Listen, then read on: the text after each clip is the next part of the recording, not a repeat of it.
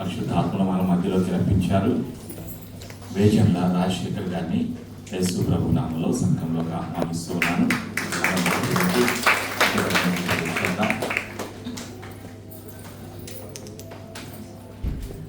Pass గారు Kenya వచ్చారు. కెన్యాలో దాదాపుగా అక్కడ మాతో కలిసి ఒక వారం రోజులు పైగా ఉన్నారు. పాస్ గారు ప్రేమ అభిషేకము కలిగినటువంటి దైవజనులు. మొదటిసారిగా గుంటూరులో జరిగినటువంటి మహాసభల్లో మాట్లాడటానికి యునైటెడ్ పాస్టర్స్ ఫెడరేషన్ తరఫున వారు ఏర్పాటు చేసిన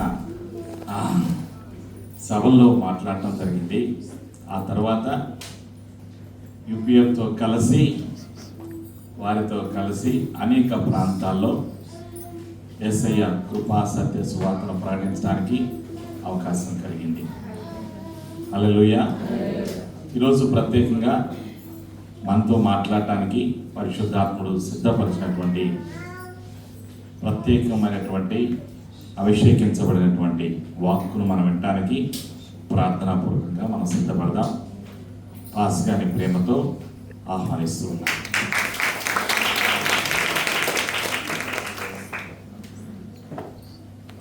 దేవుని పరిశుద్ధ నామమునకు స్తోత్రం కలుగును గాక. చాలా సంతోషం మరి ఒకసారి మనందరినీ చూడటం. బహుశా 2.5 సంవత్సరాల క్రితం 2.5 years బ్యాక్ నదికి రావటం, అప్పుడు మీ ప్రేమను చవి చూడటం, మీ మధ్య కొన్ని దినాలు పరిచర్య చేయటం చాలా సంతోషాన్ని ఇచ్చింది. ఎంతైనా దేవుడు నమ్మదగినటువంటి వాడు. ఆయన చూపిన కృపను బట్టి ప్రభువుకి కృతజ్ఞత ఆస్తుతులు తెలియజేస్తా ఉన్నాను. సంఘమంతటికి, సంఘ పెద్దలకు, యవనస్తులకు, దైవజనురాలు, అలాగే పాస్టర్ గారి పిల్లలు అందరికీ కూడా నా వందనాలు తెలియజేస్తా ఉన్నాను. కొద్ది నిమిషాలు దేవుని వాక్య ధ్యానం నిమిత్తం ఆదికాండము 26వ అధ్యాయంలో నుండి ఒక మాట మనం చదువుదాం. ఆదికాండము 26వ అధ్యాయము 24వ వచనాన్ని మనం చదువుదాం. ఆదికాండము 26వ అధ్యాయము 24వ వచనం. ఆ రాత్రియే యెహోవా అతనికి ప్రత్యక్షమై, నేను నీ తండ్రి అయిన అబ్రహాము దేవుడను, నేను నీకు తోడై ఉన్నాను గనుక భయపడకము, నా దాసుడైన అబ్రహామును బట్టి నిన్ను ఆశీర్వదించి నీ సంతానమును విస్తరింపజేసేదనని చెప్పాను. హల్లెలూయా, హల్లెలూయా, హల్లెలూయా. ప్రభు అయిన దేవుడు ఇస్సాకుతో మాట్లాడుతూ ఈ మాటలు చెబుతా ఉన్నారు. ఏమనంటే, ఇస్సాకు, నీవు భయపడబాకు, నీవు భయపడబాకు. దేవుని వాక్యం సెలవిస్తా ఉంది కదా, ఈ వచనం ఈ రీతిగా. ఎలాగో అని అంటే, ఆ రాత్రియే, ఎప్పుడట? ఆ రాత్రియే యెహోవా అతనికి ప్రత్యక్షమై మాట్లాడుతూ ఇలా చెప్తా ఉన్నారు. ఏమనంటే, నేను నీ తండ్రి అయిన అబ్రహాము దేవుడను. హల్లెలూయా, హల్లెలూయా. నీ తండ్రి అయిన అబ్రహాము దేవుడను, నువ్వు భయపడబాకు, ఎందుకంటే నేను నీకు తోడుగా ఉన్నాను, నేను నీకు తోడుగా ఉన్నాను. I'm with you. ఎందుకు అబ్రహాముకు దేవుడుగా ఉన్నటువంటి దేవుడు ఎందుకు ఇసాకుకు తోడై ఉన్నాడు అని అంటే, ఇసాకు చేసినటువంటి ప్రత్యేకత ఏమైనా ఉందా అని మనం ఆలోచన చేస్తే, ప్రియ దేవుని బిడ్డలారా, దేవుని యొక్క సహవాసం, దేవుని యొక్క సన్నిధి, తోడ్పాటు ఇసాకుకు ఎలా కలిగిందని అంటే, వాళ్ళ తండ్రి దగ్గర నుండి ఆస్తిగా కలిగింది. ఎలా కలిగింది? ఆస్తిగా కలిగింది.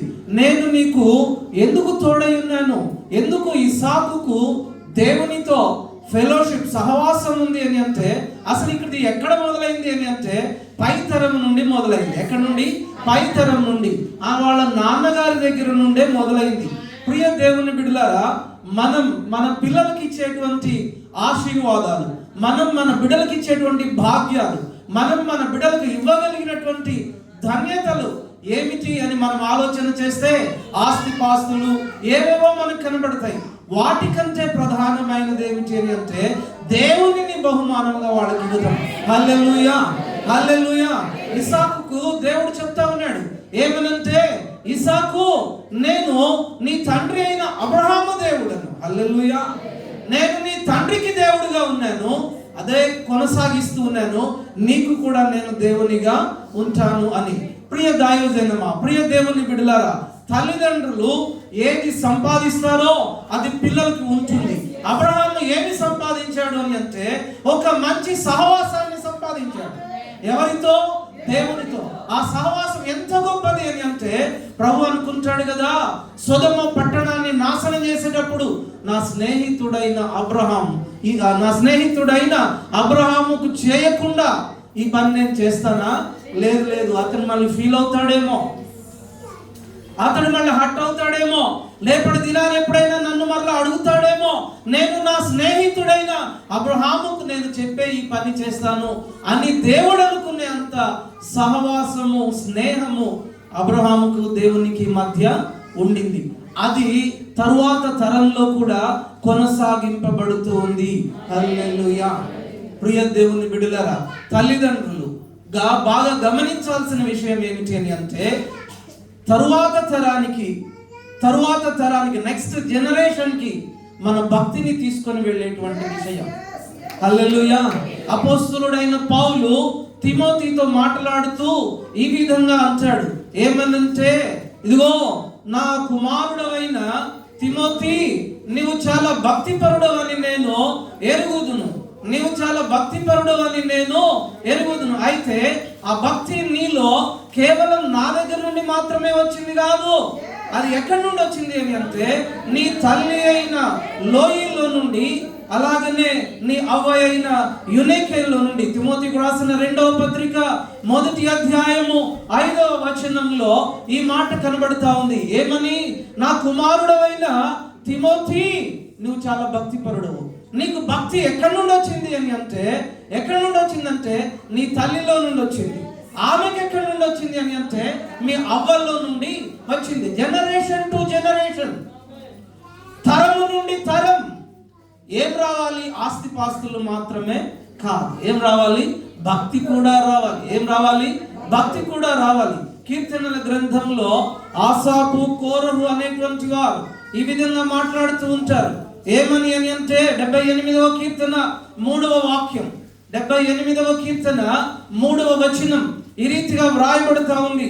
ఏమనంటే, ఇదిగో 2వ వచనము 3వ వచనం, నేను నోరు తెరిచి ఉపమానము చెప్పేదను, పూర్వకాలపు గూఢవాక్యములను తెలియజెప్పేదను. అవి నాకు ఎక్కడి నుండి వచ్చినాయి అని అంటే మాకు తెలిసిన సంగతులు. ఎలాగో తెలిసింది అని అంటే మా పితరులు మాకు దానిని వివరించిరి.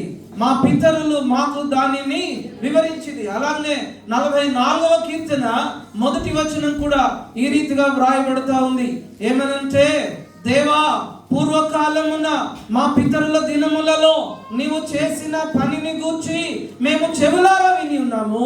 మా పితరులు దానిని మాకు బోధించిరి, మా పితరులు దానిని మాకు వివరించిరి అని. అంటే దేవుని గూర్చినటువంటి సమాచారం, దేవుని గూర్చినటువంటి భక్తి, దేవుని యొక్క సహవాసం, దేవునితో సంబంధము ఎక్కడి నుండి వస్తుంది అని అంటే తరము వెంబడి తరము వస్తా ఉంది. హల్లెలూయా. తరము వెంబడి తరము వస్తా ఉంది. ఇప్పుడు మనం చదివిన కీర్తనలలో చాలా స్పష్టంగా ఈ మాట కనబడతా ఉంది. ఇదిగో తిమోతిని గురించి పౌలు సాక్ష్యం ఇస్తూ ఉన్నాడు. ఇదిగో నీ తల్లిలో నుండి నీలోకి భక్తి వచ్చింది.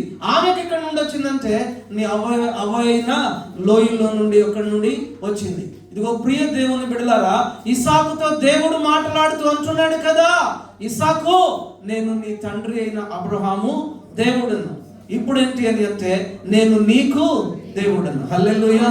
ప్రియ దేవుని బిడ్డలారా, మన బిడ్డలు భక్తి మార్గంలో ఉండాలి అని అంటే, మన తరువాతి తరం ఆశీర్వాదకరమైన మార్గంలో ఉండాలి అని అంటే, we should have a fellowship with God. హల్లెలూయా. దేవునితో ఒక బలమైన సంబంధం, బలమైన సహవాసం మనకి వ్యక్తిగతంగా ఉండాలి. ఎందుకు దేవుని ప్రత్యక్షత ఇసాకుకు కలిగింది అని అంటే, ఇదిగో ఆయనకు సహవాసం దేవునితో ఉండింది. ఆయన అంటూ ఉన్నాడు కదా, నేను నీకు దేవుడనై ఉన్నాను, నీవు భయపడకుము. ఏమంటున్నాడు? నీవు భయపడకుము.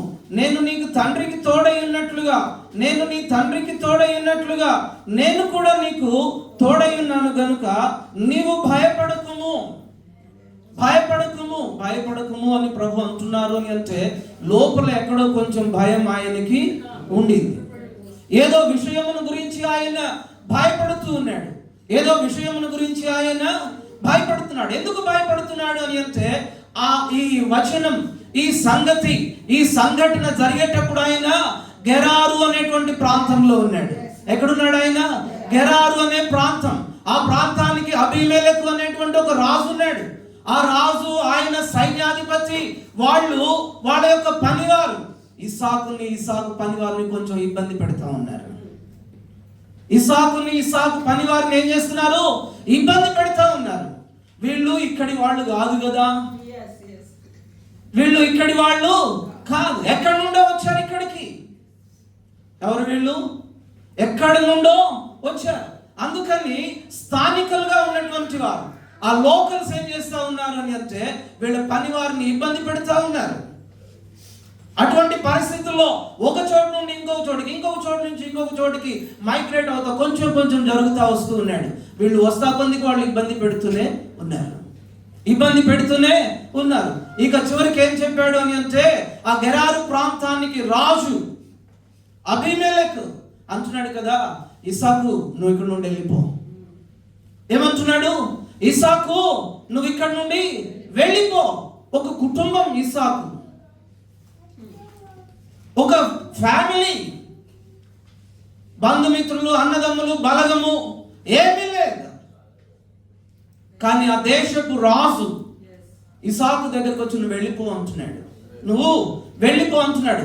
ఎందుకు ఇలాగ జరిగింది అని మనం ఆలోచన చేస్తే, కొంచెం క్రిందికి వెళ్ళినట్లయితే వాక్యం ఇలాగున్న వ్రాయబడుతూ ఉంది. ఏమనంటే 26వ అధ్యాయము ఆదికాండము 28వ వచనం, వారు నిశ్చయముగా యెహోవా నీకు తోడైయుండుట చూచితిమి గనుక, యెహోవా నీకు తోడైయుండుట చూచితిమి గనుక మనకు అనగా మాకును నీకును మధ్యనొక ప్రమాణము ఉండవలెను. మాకును నీకును మధ్య ఒక ప్రమాణము ఉండవలెను. ఎందుకు వారు వెళ్ళిపోమంటున్నారు అని అంటే, ఇతడు బలవంతుడైపోయాడట. ఏమైపోయాడట? ఇతడు బలవంతుడైపోయాడు గనుక ఆ రాజుగారు ఆ ప్రాంతంలో ఉన్నటువంటి ఇసాకుని చూసి భయపడుతూ ఉన్నాడు. ఆ ప్రాంతంలో ఉన్నటువంటి ఇసాకుని చూసి భయపడిపోతా ఉన్నాడు. ఒక కుటుంబాన్ని చూసి ఆ ప్రాంతపు రాజు ఏమైపోతున్నాడట? భయపడుతూ ఉన్నాడు. హల్లెలూయా. ఆ ప్రాంతపు రాజు భయపడుతున్నాడు. ఇసాకు ఎందుకు బలవంతుడు? ఆయన అంటున్నాడు కదా, నీవు మాకంటే బలవంతుడవుగా ఉన్నావు, నీవు మాకంటే బహు బలవంతుడవుగా ఉన్నావు. చూసారా, రాజు గారి కంటే ఎవరు బలవంతుడట? ఇసాకు బలవంతుడు. ఇసాకు ఏమైనా రాజా? లేదు. ఒక సాధారణమైనటువంటి పౌరుడు. ఎలాంటి పౌరుడు అండి? సాధారణమైనటువంటి పౌరుడు. ఇంకా చెప్పాలంటే అక్కడ సిటిజన్షిప్ కూడా ఆయనకి లేదు. ఆయనకి సిటిజన్షిప్ కూడా ఆయనకి అక్కడ లేదు. వెళ్ళిపోమంటే వెళ్ళిపోవాలి. ఏమి మాట్లాడకుండా, ఏ ప్రశ్న వేయకుండా వెళ్ళిపోవాలి. కానీ ఆ దేశపు రాజు అంటున్నాడు కదా, ఇదిగో ఇతడు మనకంటే బలవంతుడు. ఇసాకు కూడా మనసులో ఏమన్నా ఉంటాడంటే కొంచెం భయపడుతున్నాడు. ఏంటి వీళ్ళు పొద్దాకలు నన్ను ఇబ్బంది పెడుతున్నారు, వెళ్ళిపోదామని భయపడుతున్నాడు. కానీ విచిత్రం ఏంటంటే, ఇసాకు యొక్క బలం ఇసాకు కంటే ఎవరికి బాగా తెలిసింది? అబీమెలెకుకు బాగా తెలిసింది. హల్లెలూయా. కొన్నిసార్లు మన జీవితాలలో కూడా మనం ఎంత బలవంతులమో మనకి తెలియదు. మనం ఎంత బలవంతులమో మనకి తెలియదు. న్యాయాధిపతుల గ్రంథంలో గిద్యోను అనేటువంటి ఒక న్యాయాధిపతి ఉన్నాడు. న్యాయాధిపతుల గ్రంథంలో గిద్యోను అనేటువంటి ఒక న్యాయాధిపతి, అతనికి కూడా ఇలాంటి అనుభవమే ఎదురైనట్లుగా మనం చూస్తూ ఉంటాం. చూడండి, న్యాయాధిపతుల గ్రంథము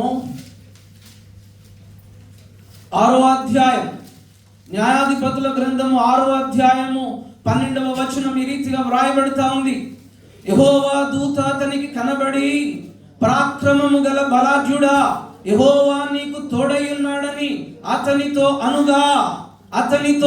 అనగా వాస్తవంగా గిద్యోను అప్పుడు ఏం చేస్తా ఉన్నాడంటే 11వ వచనం, యెహోవా దూత వచ్చి అభిజయుడైన యోవాషుకు కలిగిన ఒఫ్రాలోని మస్తకి వృక్షం క్రింద కూర్చుండెను.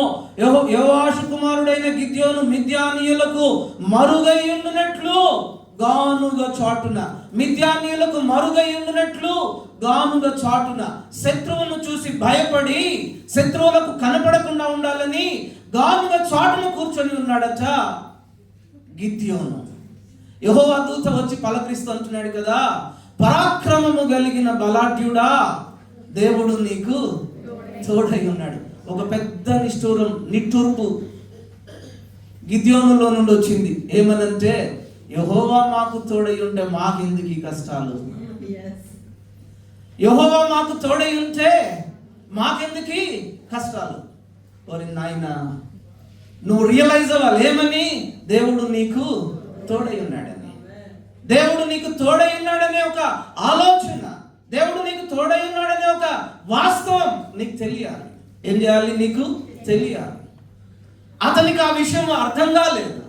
అతడు అనుకుంటున్నాడు కదా, మేము బలహీనులం. ఇది ఎలా సాధ్యపడుతుంది వాళ్ళతో పోరాడటం?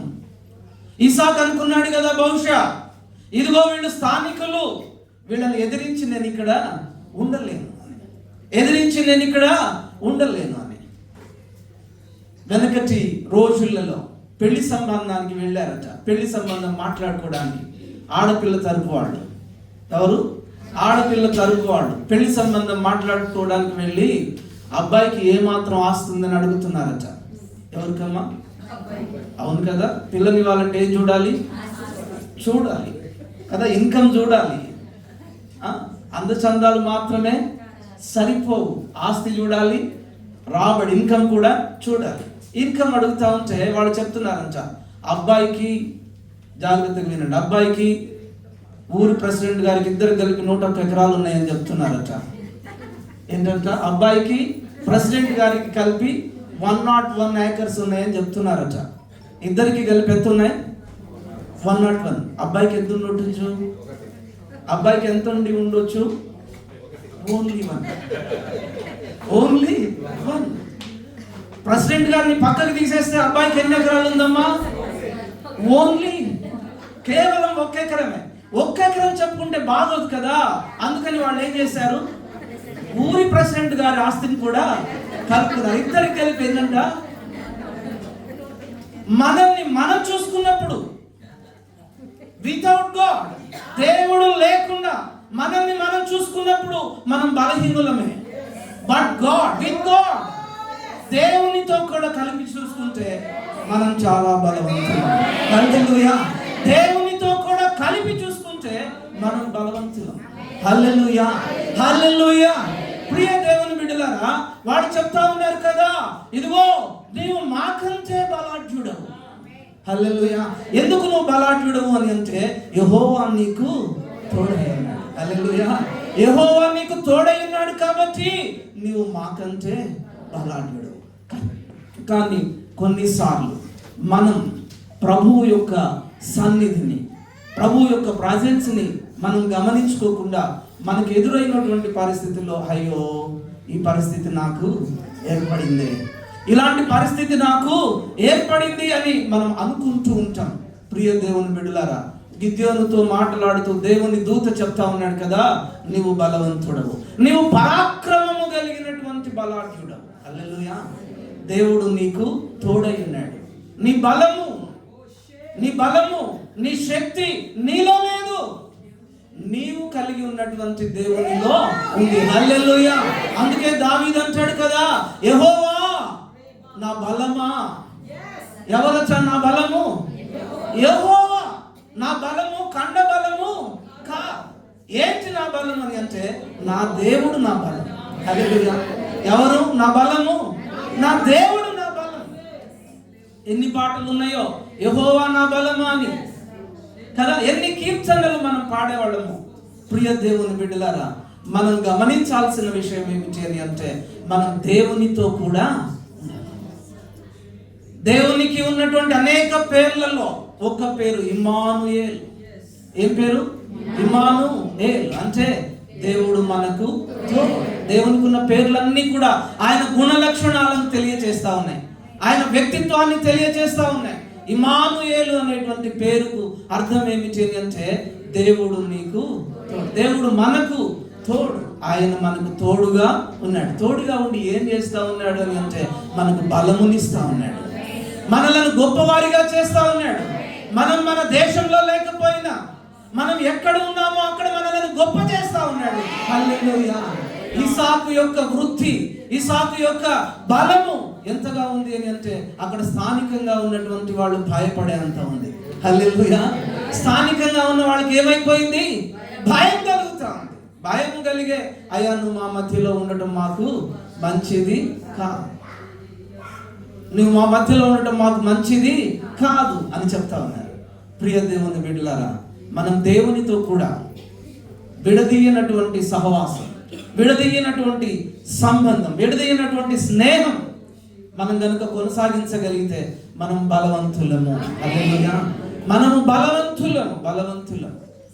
మనం గమనించాలి ఏమిటి అని అంటే, దేవుడు నాకు బలమై ఉన్నాడు. నా మట్టుకు నేనేమి చేయలేను, నేను సమస్తము దేని ద్వారా చేయగలుగుతాను అని అంటే, ప్రభు యొక్క శక్తి ద్వారా చేయగలుగుతాను. హల్లెలూయా. ఇసాకుతో దేవుడు అంటూ ఉన్నాడు కదా, ఇసాకు నేను నీకు తోడై ఉన్నాను, నేను నీకు తోడై ఉన్నాను. ఇదిగో నేను నీకు తోడై ఉన్నాను కాబట్టి నువ్వు భయపడాల్సిన పని లేదు, నువ్వు భయపడాల్సిన పని లేదు. నీ ప్రక్కన ఉన్నటువంటి వాడు, నీకు విరోధముగా లేచినటువంటి వాడు, నీకు వ్యతిరేకంగా మాట్లాడుతున్నటువంటి వాడు, ఆ దేశపు రాజైనా సరే, ఎవరైనా సరే, ఆ దేశపు రాజైనా సరే, నువ్వు భయపడాల్సిన పని లేదు. నువ్వు వానికంటే బలవంతుడు, నువ్వు వానికంటే బలవంతుడు. ప్రియ దేవుని బిడ్డలారా, మీ ప్రక్కన వాళ్ళకి చెప్పండి, నీవు బలవంతురాలవు, నీవు బలవంతుడవు అని చెప్పండి. విరోధి కంటే, ఎవరికంటే? మన విరోధి కంటే మనము బలవంతులం. ఎలాగ బలవంతులం అని అంటే, దేవుని యొక్క బలమును బట్టి. హల్లెలూయా. దేవుని యొక్క బలమును బట్టి మనము బలవంతులం. హల్లెలూయా. ప్రియ దేవుని బిడ్డలారా, ఇశ్రాయేలీయులు వాగ్దాన దేశానికి బయలుదేరి వెళుతూ ఉన్నారు. అలాగను బయటకు వచ్చారో లేదో, కొంచెం ముందుకు సాగి వెళ్ళారో లేదో, సముద్రం అడ్డం వచ్చింది. ఏమొచ్చిందండి? సముద్రం.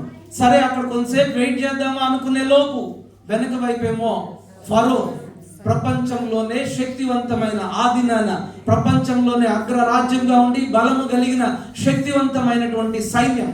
వాక్యం చెప్తుంది కదా, ఫరో సర్వ సైన్యముతో ఇశ్రాయేలీయుల మీదకి వచ్చాడు. ఇటువైపేమో శక్తివంతమైన సైన్యం, ఇటువైపేమో సముద్రం. ఈ రెండిటి నడుమ ఇశ్రాయేలీయులు నలిగిపోతా ఉన్నారు. ఈ రెండిటి నడుమ, ఈ రెండిటి మధ్య ఇశ్రాయేలీయులు నలిగిపోతా ఉన్నారు. మోషే మీద సణుక్కుంటా ఉన్నారు. ప్రభు అన్నారు కదా, ఇదిగో మోషే, ఎందుకు నువ్వు భయపడతావు, ఎందుకు వాళ్ళ చేత సణుకు పడతావు, నీ కర్ర చూపించు అన్నాడు. హల్లెలూయా. ఈ దేవుడు ఎలాంటి వాడంటే, సముద్రము కంటే గొప్పవాడు. హల్లెలూయా. ఇదిగో శత్రువు కంటే గొప్పవాడు. 400 సంవత్సరాల పాటు ఎవడైతే విసిగించాడో వాడి కంటే గొప్పవాడు, బలవంతుడు. హల్లెలూయా. ఆ రెండింటి మీద, ఆ రెండు శత్రువులను, రెండు సమస్యలను మిళితం చేసి సమస్య లేకుండా చేశాడు. హల్లెలూయా. హల్లెలూయా. ఇదిగో ఇప్పుడు చూస్తున్నారే ఈ ఐగుప్తీయులను, ఇక మీదట మీరు ఎప్పుడు, హల్లెలూయా, ఇక మీదట మీ జీవితంలో వీళ్ళని చూడండి. అంత గొప్పవాడు, బలవంతుడు మన దేవుడు. హల్లెలూయా. ప్రియ దేవుని బిడ్డలారా, ఈ బలం మనం స్వతంత్రించుకోవాలి. ఏం చేయాలట? స్వతంత్రించుకోవాలి. ఒక క్లాత్ షోరూమ్ మీద అడ్వర్టైజ్మెంట్ రాశాడు. వాళ్ళ బట్టల గురించి, వాళ్ళ దగ్గర ఉన్నటువంటి వస్తువుల గురించి, ఆ గార్మెంట్స్ గురించి రాసి కింద ఒక ట్యాగ్ లైన్ రాశాడు, ప్రిపేర్ టు అజల్ట్ అని రాశాడు. హల్లెలూయా. మీరు ఈ బట్టలను ధరించడానికి లేదా ఆ వస్త్రాలలోనికి దూరిపోవడానికి మీరు రెడీగా ఉండండి. బట్టల షాపు రాసినటువంటి దేవుని బలమును మనం స్వతంత్రించుకోవాలి. హల్లెలూయా. దేవుని బలమును మనం స్వతంత్రించుకోవాలి. మనం బలహీనులం అయితే కావచ్చు, కానీ మన దేవుడు బలహీనుడు కాదు. ఇదిగో దేవునితో సమస్తము సాధ్యం. ఈ దేవునితో కూడా కలిసి ఉండటానికి, ఈ దేవునితో కూడా కలిసి మనం ఉండటానికి, ఈ దేవునితో కూడా కలిసి మన తరువాత తరం ఉండటానికి మనం దేవుని సన్నిధిలో ఆయన కొరకు మనం చూస్తూ ఉండాలి. ఆయన దగ్గర మనం ప్రార్థన చేస్తూ ఉండాలి. ప్రభు అంటారు కదా ఇస్సాకుతో, ఇదిగో నేను నీ తండ్రి అయిన అబ్రహాముతో మాట్లాడినట్లుగా, ఇదిగో నా దాసుడైన అబ్రహామును బట్టి నిన్ను ఆశీర్వదించి నీ సంతానమును విస్తరింపజేసేదను. ఇదిగో నీ యొక్క తండ్రిని బట్టి నేను నిన్ను ఆశీర్వదిస్తాను, నేను నిన్ను విస్తరింపజేస్తాను, నేను నిన్ను ఫలభరితమైనటువంటి వ్యక్తిగా, కుటుంబంగా నేను మారుస్తాను. ప్రియ దేవుని బిడ్డలారా, దేవుడు వాగ్దానం చేస్తా ఉన్నాడు, దేవుడు ఆశీర్వాదం ఇస్తా ఉన్నాడు. నేను నిన్ను గొప్ప వ్యక్తిగా చేస్తాను, ఒక గొప్ప జనాంగముగా నేను నిన్ను చేస్తాను అని చెప్తా ఉన్నాడు. ప్రియ దేవుని బిడ్డలారా, దేవుని యొక్క ఆశీర్వాదం, దేవుని యొక్క వాగ్దానం స్వతంత్రించుకోవడానికి ఆ దినాల్లో ఇస్సాకు చక్కగా ప్రభువుతో కూడా నడిచాడు. అలాగనే ఈ దినాల్లో ప్రభు యొక్క ఆశీర్వాదాలను, ప్రభు యొక్క దీవెనలను స్వతంత్రించుకోవడానికి ప్రభువుతో కూడా మనం కలిసి నడవవలసి ఉంది. ఎవరితో? ప్రభువుతో కూడా కలిసి మనం నడవవలసి ఉంది. ఆయన మనకు ముందు ఒక మాదిరిని ఉంచి వెళ్ళాడు, ఒక ఉదాహరణ, ఒక మాదిరి, ఒక ఎగ్జాంపులరీ లైఫ్ని ఆయన మన ముందు ఉంచి వెళ్ళారు. కాబట్టి ఆయన నడిచినటువంటి మార్గంలో ఆయన పిలుస్తూ ఉన్నారు కదా, ప్రయాసపడి భారము మోసుకొనుచున్న సమస్త జనులారా నా యొద్దకు రండి, నేను మీకు విశ్రాంతిని ఇస్తాను అని. ఇదిగో మీ పాపములు ఎర్రనివైనను, మీ పాపములు కెంపు వలె ఎర్రనివైనను, రక్తం వలె ఎర్రనివైనను, హిమము వలె, ఎలాగునా గొర్రెబొచ్చు వలె నేను వాటిని తెల్లగా చేస్తాను. రండి మన వివాదమును తీర్చుకుందుము, రండి మన వివాదమును తీర్చుకుందుము అని ప్రభువారు పిలుస్తూ ఉన్నారు మనలను. ప్రియ దేవుని సంగమా, ప్రియ దైవ జనమా, ప్రభువారి యొక్క పిలుపుకు లోబడి, ప్రభువారి యొక్క పిలుపుకు లోబడి, ఆయన మనకు దూరంగా ఉండాలనుకుంటున్నటువంటి దేవుడు కాదు, ఆయన మనతో కూడా ఉండాలనుకుంటున్నటువంటి దేవుడు. ఆయన ప్రత్యక్షపు గుడారమును మోషేకు వివరించేటప్పుడు ఆయన చెప్పినటువంటి మాటలలో ఒక మాట, నేను వారి మధ్యన సంచరించున్నట్లు. ఎట్లాగట? నేను వారి మధ్యన సంచరించినట్లు, నేను వారితో కూడా ఉండునట్లుగా నాకు కూడా ఒక గుడారమును వారి మధ్య. ఆయన మనతో కూడా కలిసి ఉండాలనుకుంటున్న దేవుడు. కాబట్టి ఒకవేళ ఎవరైనా ఇంకా ఆయనకు దూరంగా ఉంటే, ఎవరైనా ఆయనకి ఇంకా వెలుపల ఉన్నట్లయితే సమీపస్తులుగా ఆయన సన్నిధికి రండి. ఇదిగో రక్షింపబడినటువంటి వారు, మారు మనసు పొందినటువంటి వారు ఒక బలమైనటువంటి సహవాసాన్ని, బలమైనటువంటి స్నేహాన్ని ప్రభువుతో కూడా కలిసి ఉండటానికి ప్రయత్నం చేయాలని కోరుతా ఉన్నాను. ఇదిగో ఆదిమ సంఘం 4 విషయాలలో బలంగా ఉన్నారట. ఆదిమ సంఘం మొట్టమొదట, ఇదిగో దేవుని పిల్లలు ఎలాగున్నారు అని అంటే వాక్యం చెప్తుంది కదా, అపోస్తల కార్యాల గ్రంథము, ఇదిగో ప్రార్థన యందును, సహవాసమందును, రొట్టె విరుచుట యందును, బోధ యందు. అపోస్తలుల బోధ యందు, సహవాసమందు, రొట్టె విరుచుట యందు ప్రార్థన. రెండో విషయం ఏంటట? సహవాసం. సహవాసం, దేవునితో సహవాసం, దేవుని బిడ్డలతో సహవాసం. ప్రియ దేవుని బిడ్డలారా, ఇది మనకు ఆశీర్వాదాన్ని ఇస్తుంది. ఇంకా ఎవరైనా దూరంగా ఉన్నట్లయితే ప్రభువులోనికి రండి, ప్రభు దగ్గరికి రండి, ప్రభువుతో సహవసించండి, ప్రభు యొక్క జనాంగంతో సహవసించండి. అలాగనే మారు మనసు పొందినటువంటి వారు ఒక బలమైనటువంటి సహవాసం. ఇస్సాకు వాస్తవానికి ప్రభు మార్గంలోనే ఉన్నాడు, కానీ ఇంకా పరిపూర్ణతలోనికి ఆయన రాలేదు. గిద్యోను బలాఢ్యుడిగానే ఉన్నాడు, కానీ దేవునితో కూడా ఉన్నాడు, కానీ దేవుని యొక్క ప్రజెన్స్ ని గమనించలేనటువంటి వాడుగా ఉన్నాడు. కానీ అట్లా కాదు, మనమైతే ప్రభువుతో కూడా కలిసి, హల్లెలూయా, ఎవరితో కూడా కలిసి, నా దేవుడు నాతో కూడా ఉన్నాడు. ఏమని చెప్పగలగాలి? నా దేవుడు నాతో కూడా ఉన్నాడు అనేటువంటి మాట, అనుభవంలో కూడా మనం ఉన్నట్లయితే మన కుటుంబాలు, మన జీవితాలు ఆశీర్వాదకరంగా ఉంటాయి. మన తరువాత తరం కూడా ఏంటట, మన తరువాత తరం కూడా ఆశీర్వాదకరంగా ఉంటుంది. ప్రియ దేవుని బిడ్డలారా, తద్వారా మనం దీవెనలు పొందుతాము, ఆశీర్వాదాలు పొందుతాం. దేవుడి కొద్ది మాటలను మన వినికిడిలో దీవించునుగాక. ఆమేన్. నాకు మంచి అవకాశం ఇచ్చినటువంటి మిషనరీ డాక్టర్ ప్రతిభారావు గారికి ప్రత్యేకమైన వందనాలు తెలియజేస్తున్న మాటలు ముగిస్తూ ఉన్నాను. ప్రభు మిమ్మల్ని దీవించునుగాక. ఆమేన్. ప్రార్థన చేసుకుందాం. ప్రతి ఒక్కరు లేచినప్పటి ప్రార్థన చేసుకుందాం. పరిశుద్ధాత్మదేవా, నీవే నీ ప్రేమ గల వాక్యాన్ని, పరిశుద్ధమైన అభిషేకించబడినటువంటి వాక్యాన్ని వినడానికి మాకు సహాయం దయచేశారు. నీకు వందనాలు. ప్రతి అనుమానాన్ని, ప్రతి చీకటి అధికారాన్ని, ప్రతి భయాన్ని, ప్రతి బంధకాన్ని యేసు ప్రభు నామములో దూరపరుస్తున్నాం. మా జీవితాల్లో ఎదురయ్యేటువంటి ఫరో సైన్యాన్ని, మా కళ్ళ ఎదురు కనిపించేటువంటి సముద్రాన్ని, మా జీవితాల్లో ఎదురయ్యేటువంటి ప్రతి చీకటి అధికారాన్ని, శత్రు బలాన్ని యేసు ప్రభు నామములో పతనం చేస్తున్నాం. యేసయ్యలో మేము బలవంతులము అని నమ్ముచున్నాము. యేసయ్య మాకు తోడుగా ఉన్నారు కాబట్టి మేము బలవంతులము అని నమ్ముచున్నాము. పరిశుద్ధాత్ముడు మాలో ఉన్నారు కాబట్టి మేము బలవంతులము అని మేము నమ్ముచున్నాము. ఇస్సాకును చూసి రాజు భయపడ్డాడు. ఈరోజు మమ్మలను చూసి సాతానుడు భయపడాలి అని మేము నమ్ముచున్నాము. యేసయ్య, అబ్రహాము నీవు ఆశీర్వదించావు, అందరిని బట్టి నీకు వందనాలయ్యా. ఈరోజు మమ్మలను బట్టి అన్యులు ఆశీర్వదించబడాలి. ఈ లోకంలో ఉన్న జనాంగములు ఆశీర్వదించబడాలి అని మేము నమ్ముచున్నాము. యేసయ్య, గోలియాతు పారిపోయాడు. యేసు ప్రభు, దావీదు బలవంతునిగా చేశావు, గోలియాతుని అంతం చేయించావు. నీకు వందనాలు యేసు ప్రభు. దావీదు అన్ని విషయాల్లో సెలవిచ్చాడు, యెహోవా నా బలము అని. మేము కూడా నా యేసయ్యే నా బలము, నా పరిశుద్ధాత్ముడే నా బలము, నా కష్టములో, నా దుఃఖములో, నా బాధల్లో, నా నిస్సహాయ స్థితిలో నా బలము నా యేసయ్య, నా ఆధారము నా యేసయ్య, నా బలము పరిశుద్ధాత్ముడే అని నేను ఒప్పుకొనుచున్నాను. అన్ని స్థలాల్లో నేను చెబుతాను, నిస్సహాయ స్థితిలో నేను చెబుతాను, యెహోవా నా బలము, యేసయ్యే నా బలము.